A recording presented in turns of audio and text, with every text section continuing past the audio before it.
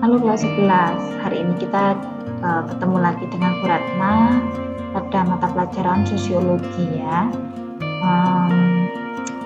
Hari ini kita ada 2 jam pelajaran ya kan. Kalau kemarin itu dipakai geografi ya kan. Nah nanti ini ada waktu yang kita pakai sosiologi gitu. Jadi pada kesempatan hari ini kita akan belajar tentang yang namanya kelompok sosial. Apa sih kelompok sosial kayak gitu kan? Nah kalau dari gambar yang bisa kalian lihat di depan kalian saat ini ya kan,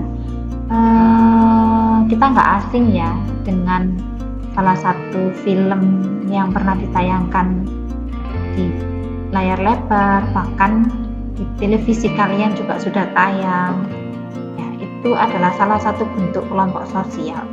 Nah ini film apa sih kalau kalian cermati kira-kira? Coba kita ketemu langsung gitu ya di pembelajaran normal, pasti kita bisa tanya jawab, itu seru. Oh ini film Keluarga Cemara Bu. Nah berarti Keluarga Cemara itu salah satunya menunjukkan sebuah keluarga ya kan. Nah keluarga ya kan, keluarga yang ada di film tersebut atau bahkan keluarga yang saat ini sedang kalian miliki nih, ada ayah, ada ibu, lalu ada adik, ada kakak ya kan, itu termasuk di dalam contoh dari kelompok sosial. Nah coba kita lihat bareng-bareng, kenapa sih muncul suatu kelompok sosial, muncul suatu kelompok, gampangnya seperti itu. Pada dasarnya gampang, manusia itu diciptakan ya kan, diciptakan untuk saling melengkapi. Nah namanya saling melengkapi berarti dia butuh orang lain dong ya kan. Manusia itu nggak bisa hidup sendiri berarti kalau saling melengkapi. Manusia itu butuh orang lain, manusia tidak dapat hidup sendiri. Nah, jadi manusia itu ada hakikat kelompok sosialnya. Ada yang pertama, mereka ingin menjadi satu dengan manusia yang lainnya. Ada keinginan untuk menjadi satu. Karena apa? Karena mereka ingin saling melengkapi. Oh, aku pinter mungkin pinter apa ya, misalnya kita bikin contoh deh, misalnya kita ada di satu kepanitiaan. Nah yang satu nih dia itu pinter bikin acaranya, nanti acaranya bakal kayak gini kayak gini. Nah pinter mendesain suatu kegiatan. Cuman dalam prakteknya dia ini nggak bisa kalau suruh ngangkat barang ya kan. Dia ini bukan orang yang kuat, yang gagah, yang perkasa, yang bisa ngangkat kursi sendirian atau meja sendirian, ngangkat galon sendirian ya kan. Nah dia perlu orang-orang yang bisa mendukung dirinya. Itu salah satu kenapa kita perlu orang lain gitu ya. Kita nggak bisa hidup sendiri. Contoh yang lainnya,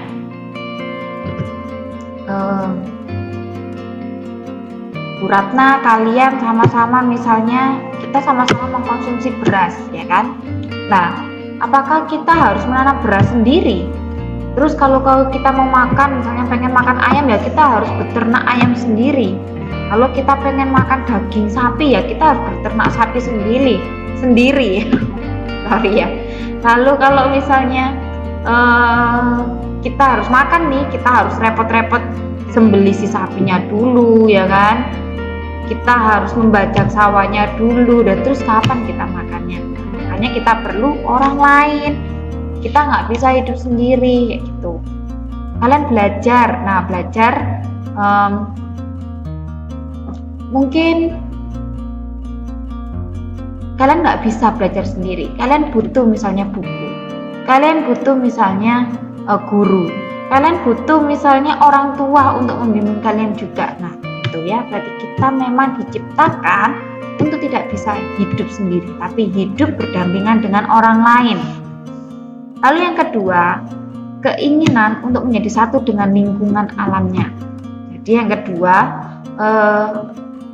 ada keinginan untuk bersinergi dengan alam. Ya. Nah, hal ini mendorong manusia untuk membentuk apa? Suatu kelompok di dalam masyarakat. Nah, jadi nggak heran kalau misalnya ada kelompok-kelompok masyarakat yang sengaja dibentuk, atau mungkin kelompok-kelompok masyarakat yang tidak sengaja terbentuk, itu ada juga. Contohnya yang misalnya sengaja dibentuk organisasi, misalnya JE Club. Nah, itu berarti juga termasuk dalam kelompok sosial. Nah, kita membentuk suatu kelompok. Atau kadang kalau kalian lihat nih, saya suka membaca, lalu misalnya Sania suka membaca, terus si Kenly misalnya suka membaca. Nah, kita akhirnya tergabung di dalam satu kelompok yang suka membaca. Memang kita bukan geng ya, tapi kita gemar membaca nih. Nah, karena kita gemar membaca, akhirnya kita satu pemikiran, satu pemahaman. Jadi kita nyambung nih, kita mau ngomongin apa, dia ngerti. Kita mau bahas apa, dia paham. Coba kalau misalnya saya suka baca, yang satunya suka nge-game. Saya lagi cerita tentang bacaan yang baru saya baca nih, dia malah, apa sih kamu ngomong apa sih, agak penting deh. Gak suka aku kayak gitu. Nah, contoh ya itu. Nah, kenapa manusia akhirnya terbentuk suatu kelompok-kelompok? Ya karena itu, manusia itu nggak bisa hidup sendiri. Pada hakikatnya manusia ingin hidup berdampingan satu dengan yang lainnya. Sama seperti kenapa saat ini kita ada COVID, ya kan? Kenapa ya COVID kok gampang banget menyebar? Ya karena itu tadi, pada hakikatnya manusia itu kelompok sosial, ya kan? Pada hakikatnya kita itu memang harus hidup berkelompok, nggak bisa hidup sendiri, gitu. Jadi kita mau nggak mau, terima nggak terima, kita memang harus menjalani sebuah kehidupan yang baru. Kita harus mau kayak membuka, oh sekarang nih nggak boleh duduk deket-deket. Oh sekarang ini aku kalau ngomong nggak boleh deket-deket. Ada tata cara baru. Kalau dulu aku kemana-mana bareng, gandengan tangan sama temen-temen, ya kan. Kalau dulu pukul-pukulan, ceplek-ceplekan gitu ya kan. Sapa-sapaan, kalau nyapa, kalau nggak nyeblek gitu nggak enak. Nah, kalau sekarang nggak bisa. Ada aturan-aturan baru, ya kan, yang membuat manusia ini harus bisa mentaati. Kalau nggak taat, akhirnya bisa sakit. Makanya jangan heran ketika kok yang sakit COVID tambah hari tambah banyak ya, jangan heran ya. Karena itu, karena kita sudah harusnya kita hidup berdampingan satu sama lain, tapi itu tadi karena ada satu fenomena tertentu, yaitu COVID. Lalu apa sih pengertian dari kelompok sosial? Pengertian dari kelompok sosial ini dijabarkan menurut beberapa ahli, ya kan? Ada Paul, ada Roland, ada Sujono, ada Willa, ya kan? Dan lain-lain. Kalau Sujono itu orangnya dari Indonesia ya. Sarani banget ini Bu, dari Indonesia gitu. Pada dasarnya dari semua ini yang Ibu tuliskan ke kalian, intinya itu cuma satu, ya kan? Kelompok sosial itu kumpulan dari individu yang punya hubungan dan saling berinteraksi, gitu ya. Kelompok sosial itu kumpulan individu, jadi individunya itu nggak cuma satu, namanya kumpulan berarti ada beberapa, ya kan? Mereka punya hubungan tertentu, nggak tahu nih hubungannya apa, misalnya keluarga atau sekolah, ya kan, kelas. Nah, dan mereka saling berinteraksi. Kalau kalian merasa masih keluarga, aku nggak bolos sama kakakku misalnya, nah sampai tidak ada interaksi ya jangan ya, harus ada saling menyapa, saling setidaknya kalian membantu.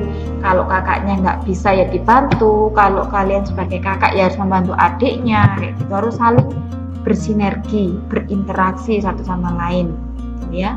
Ini adalah pengertian dari kelompok sosial. Nah, yang atas sahabat sendiri itu bisa dicatat sendiri ya. Lalu, apa sih syarat dan ciri dari kelompok sosial itu? Nah, syaratnya menurut Robert ini ada 3. Yang pertama adalah punya pola interaksi. Pola interaksinya ngapain sih?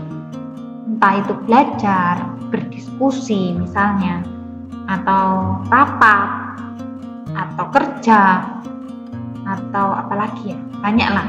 Yaitu punya pola interaksi. Atau misalnya ini, suka hiking ya kan, punya pola interaksinya apa.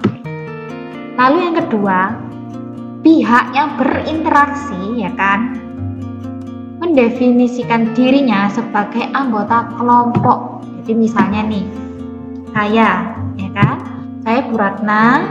Nah, saya ini punya interaksi yaitu mengajar di SMA Citra Berkat, benar kan? Nah, berarti saya ini mendefinisikan diri saya sebagai anggota kelompok dari Yayasan Citra Berkat Surabaya. Tuh. Nah, dan yang ketiga dulu, pihak yang berinteraksi didefinisikan oleh orang lain. Benar nggak dia anggota kelompoknya? Saya diakui harus juga oleh yayasan bahwa saya misalnya bekerja di Yayasan Citra Berkat Surabaya. Itu ciri. Sama dengan kalian, kalau kalian punya kelompok misalnya, saya mendefinisikan diri saya ikut JE Bu. Nah, tapi sama anggota kelompok yang lain, masa sih dia ikut JE, dia lo nggak ada di organisasi JE misalnya seperti itu. Berarti itu bukan kelompok sosial, ya kan? Itu hanya kalian menganggap diri kalian ada di situ. Kalau misalnya yang namanya kelompok sosial, kalian mengakui bahwa kalian anggota dari kelompok tersebut dan kelompok tersebut juga mengakui kamu adalah anggota kelompoknya. Ya, jangan salah ya. Harus dua-duanya ini ada interaksi, mendefinisikan diri dan didefinisikan oleh orang lain. Nah, kalau ini menurut Sujono Sukanto, ini orang Indonesia ini suka yang panjang ini, ya. Nah, kita sambil bercandaan lah ya.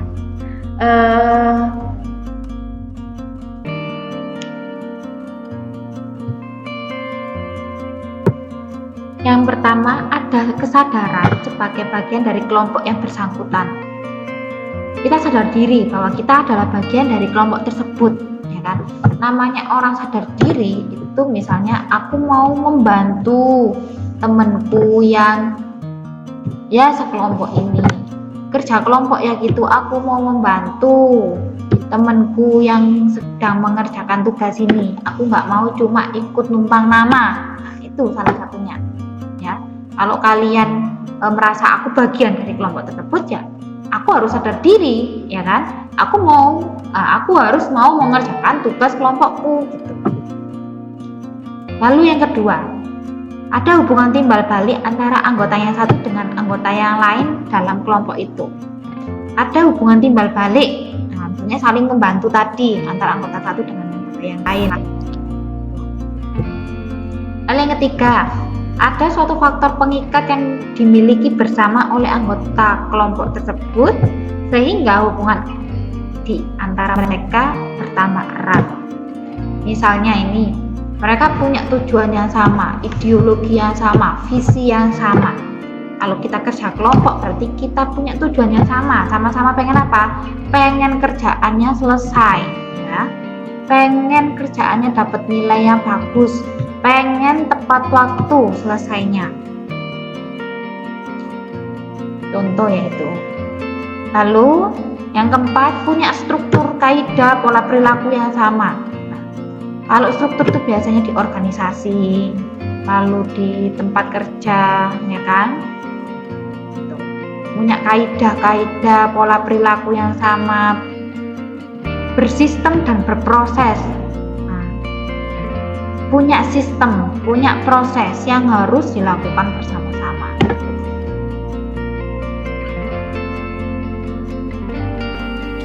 dasar dari pembentukan kelompok sosial itu ada 4, ya kan? Nggak harus semua ini dimiliki, salah satu aja boleh. Misalnya punya kepentingan yang sama, ya kan?